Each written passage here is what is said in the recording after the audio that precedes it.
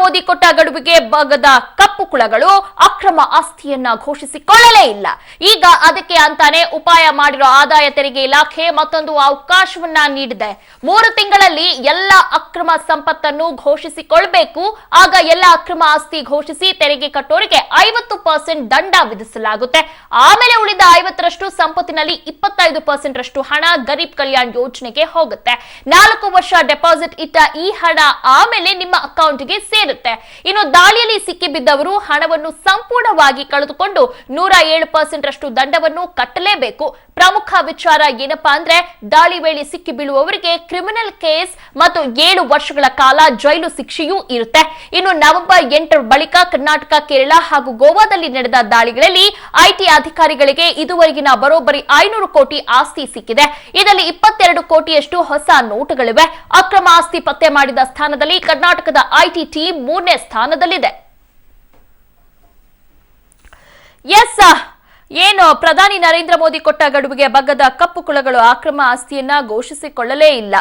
ಈಗ ಅದಕ್ಕೆ ಅಂತಾನೆ ಏನು ಉಪಾಯ ಮಾಡಿದ್ದಾರೆ ನರೇಂದ್ರ ಮೋದಿ. ಆದಾಯ ತೆರಿಗೆ ಇಲಾಖೆ ಮತ್ತೊಂದು ಈಗ ಅವಕಾಶವನ್ನ ನೀಡಿದೆ. ಯಾರು ಆಸ್ತಿಯನ್ನ ಘೋಷಿಸಿಕೊಳ್ಳಲಿಲ್ಲ ಅವರು ಕೊಳ್ಳಲೇಬೇಕು. ಇಲ್ಲಾಂದ್ರೆ 3 ತಿಂಗಳಲ್ಲಿ ಎಲ್ಲಾ ಅಕ್ರಮ ಸಂಪತ್ತನ್ನು ಘೋಷಿಸಿಕೊಳ್ಳಬೇಕು. ಇಲ್ಲ ಅಂದ್ರೆ ಅಕ್ರಮ ಆಸ್ತಿ ಘೋಷಿಸಿ ತೆರಿಗೆ ಕಟ್ಟೋರಿಗೆ 50% ದಂಡವನ್ನ ವಿಧಿಸಲಾಗುತ್ತೆ. ಆಮೇಲೆ ಇನ್ನು ಉಳಿದ 50ರಷ್ಟು ಸಂಪತ್ತಿನಲ್ಲಿ 25% ರಷ್ಟು ಹಣ ಗರೀಬ್ ಕಲ್ಯಾಣ್ ಯೋಜನೆಗೆ ಹೋಗುತ್ತೆ. 4 ವರ್ಷ ಡಿಪಾಸಿಟ್ ಇಟ್ಟ ಈ ಹಣ ಆಮೇಲೆ ನಿಮ್ಮ ಅಕೌಂಟ್ಗೆ ಸೇರುತ್ತೆ. ಇನ್ನು ದಾಳಿಯಲ್ಲಿ ಸಿಕ್ಕಿಬಿದ್ದವರು ಹಣವನ್ನ ಸಂಪೂರ್ಣವಾಗಿ ಕಳೆದುಕೊಂಡು 107% ರಷ್ಟು ದಂಡವನ್ನ ಕಟ್ಟಲೇಬೇಕು.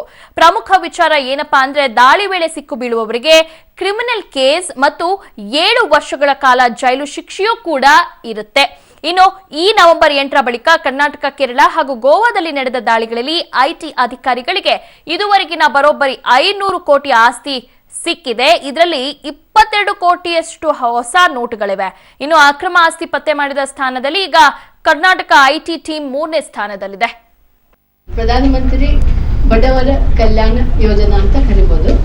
ನಾವು ಈ ಸ್ಕೀಮ್ ಅಲ್ಲಿ ಬಂದ್ರೆ ನಮ್ದು ಏನ್ ಕಟ್ಟಿರ್ತೀವಲ್ಲ ಟ್ಯಾಕ್ಸ್ ಡೆಪಾಸಿಟ್, ಅದ್ರದ್ದು ಇನ್ವೆಸ್ಟ್ಮೆಂಟ್ ಎಲ್ಲ ಆಗೋದು ಇಕಾನಮಿಕಲಿ ವೀಕರ್ ಸೆಕ್ಷನ್ಸ್ ಅವ್ರಿಗೋಸ್ಕರ ಮಾತ್ರ ಆಗುತ್ತೆ. ಮತ್ತೆ ನಾವು ಇದಕ್ಕೆ ಸೆಸ್ ಇದೆ, 33% ಸೆಸ್ ಕೂಡ ಕಟ್ತೀವಿ. ಅದು ಎಲ್ಲಾನು ಬಡವರ ಕಲ್ಯಾಣಕ್ಕೆ ಹೋಗುತ್ತೆ. ಇದು ಎಲ್ಲರಿಗೂ ಅಪೀಲ್ ಆಗುವಂತ ವಿಷಯ. ಯಾಕಂದ್ರೆ ನಾವು ಟ್ಯಾಕ್ಸ್ ಕಟ್ಟಿದ್ದು ಎಲ್ಲಿ ಹೋಗುತ್ತೆ ಅಂತ ನಮ್ಗೆಲ್ಲರಿಗೂ ಒಂಥರ ಕುತೂಹಲ ಇರುತ್ತೆ.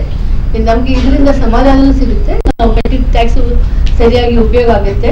ಮೊದಲಿನ ಸ್ಕೀಮ್ ಇದ್ದಾಗಿಲ್ಲ, ಇದು ಓನ್ಲಿ ಕ್ಯಾಶ್. ಮತ್ತೆ ಇದು ಅಪ್ ಟು 31st 17 ವರೆಗೂ ಏನೇನು ಡೆಪಾಸಿಟ್ ಇರುತ್ತೆ ಅದನ್ನ ನಾವು ಇದರಲ್ಲಿ ಡಿಕ್ಲೇರ್ ಮಾಡ್ಬೋದು.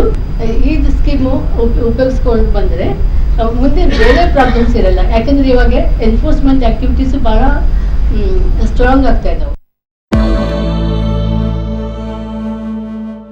ದುರ್ಭಿಕ್ಷ ಮಾಸದಿಂದ ಸುಭಿಕ್ಷ ಮಾಸದ ಕಡೆಗೆ ಹೆಜ್ಜೆ ಹಾಕುತ್ತೀವೋ ಅಥವಾ ಹೊಸ ವರ್ಷವು ಹಳೆಯ ವರ್ಷದಂತೆ ಹೆಜ್ಜೆ ಹಾಕುತ್ತಾ ಸಾಗುತ್ತೀವೋ ಗೊತ್ತಿಲ್ಲ. ಈ ಎಲ್ಲದಕ್ಕೂ ಇನ್ನು 3 ದಿನಗಳ ಕಾಲಾವಕಾಶ ಇದೆ. ಆದರೆ 3 ದಿನಗಳ ಒಳಗೆ ಇದ್ಯಾವುದು ಬಗೆಹರಿಯುವುದಿಲ್ಲ. ಕಾರಣ ಧೂಳು ಎದ್ದಿದೆ. ಧೂಳು ಮತ್ತೆ ಬಂದು ಭೂಮಿಯ ಮೇಲೆ ಸೆಟಲ್ ಡೌನ್ ಆಗಕ್ಕೆ ನನ್ನ ಲೆಕ್ಕಾಚಾರದಲ್ಲಿ 30 ದಿನವಾದರೂ ಬೇಕೇ ಬೇಕು. ಪ್ರಥಮ ದರ್ಜೆ ಕ್ರಿಕೆಟ್ನಲ್ಲಿ ಗುಜರಾತ್ ಹುಡುಗ ವಿಶ್ವ ದಾಖಲೆಯನ್ನ ಬರೆದಿದ್ದಾನೆ. ಬರೋಬ್ಬರಿ 359 ರನ್ ಗಳಿಸಿದಂತ ಗುಜರಾತ್ನ ಸಮಿತ್ ಗೋಯಲ್ ಒಂದು ರೀತಿ ವಿಶ್ವ ದಾಖಲೆಯನ್ನ ಈಗ ಬರೆದಿರುವಂತದ್ದು. ಒಡಿಶಾ ವಿರುದ್ಧದ ರಣಜಿ ಪಂದ್ಯದಲ್ಲಿ ಸಮಿತ್ ಗೋಯಲ್ ದಾಖಲೆಯನ್ನ ಬರೆದಿಟ್ಟಿದ್ದಾನೆ.